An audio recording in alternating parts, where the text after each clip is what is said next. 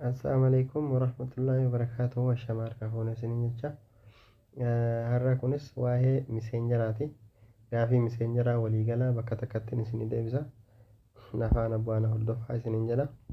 Tokkoffaa irratti miseenjera keessan abdeet godhattanii siitingii kanarra galtu jechuudha. Gubbamarraa gadee gallaa guutuu gaafii waliigalaa akka bakka takka isinii deebisuuf yeroo hin qabu waan ta'eef kanaafuu isa kanarra galtanii ka tokkoffaa irra isa kana isa gubbaa kanarra yoo deebitan akkana addaataa jechuudha. Fuula keessan ija keessaniif illee isa kana oon kan jedhu kanarra godhattanii akkana gurraachessitanii jechuudha. Takka inni lammaffaan isa itti aanu kana isa kana yoo kana bante onlaayiniin kee ni mul'ata. Onlaayinii kee dhoksuu barbaadda yoo ta'e akkanumatti irraa balleessitaa jechuudha. Jala kana tuquudhaan. Lama inni itti aanu piraayifees kan jedhu kanarra galtanii jechuudha. Piraayifees isa kanarra galtanii jechuudha. Tole isa kanarra yeroo galtanii guutuu gaafii waliigalatti siitingiilee keessa jiru babbareeda isin agarsiisa waan ta'eef app lock jedhu kanarra galtan yoo cufachuu barbaaddan akka ati malee namni biraan seenne miseenjera kee cufachuu barbaada taanaan app lock jedhu kana irra seentee akkana bakka kanatti bantaa jechuudha. Yeroo itti bantetti ishaaraa harka keetii yookaan fuula kee si gaafata.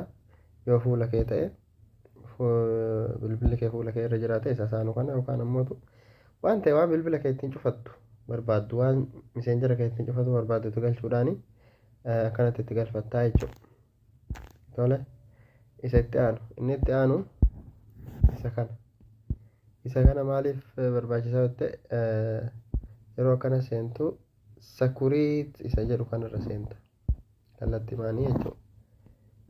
Maaltu jira yoo jenne nama isin wajji fayyadamuuf jalaa baasu jechuudha. Walumaa galatti kanaan seentaa jechuudha. Yeroo seente view all login bakka jedhu kana seentaa jechuudha. Nama isin wajji fayyadamu asitti argattaa jechuudha. Kanatti kunu akkanatti sii baa jechuudha. Amma kiyyuma waan ta'eef kan of jalaan baasu akkana dhahuudhaan of jalaa baaftaa jechuudha. Tole isa itti aanu inni itti aanu bilook akkaawunti bakka jedhu kana bilook akkaawunti isa jedhu kana nama bilook ta'e jalaa baafattaa jechuudha. Akkana gattuquudhaan bilookii irraa kaaftaa jechuudha. Nama duraan bilook ta'e turte yoo baasuu barbaadde jechuudha. Akka isiniin jedha. Tole ammasitti inni itti aanu warra miseenjarri kennan bilbiluu warra jedhu nuuf hin bilbiluu miseenjarrii namni yoo bilbilullee naaf hin seenu warri jettan notification bakka jedhu kanarra seentanii jechuudha. Isa kana yeroo irra seentan kana guutuu isaa akkanatti bulee gootanii banuu qabdan. Keessattuu isa gubbaa oon jedhu kana inni cufaa jira taanaan namni isin hin bilbilu guutuu isaa akkanatti sirreeffattanii jechuudha. Sababa kanaaf isin didaa waan ta'eef tahiyya shukuraan akkana sirreeffadhaa miseenjera waliigalatti gaafii waliigalaati.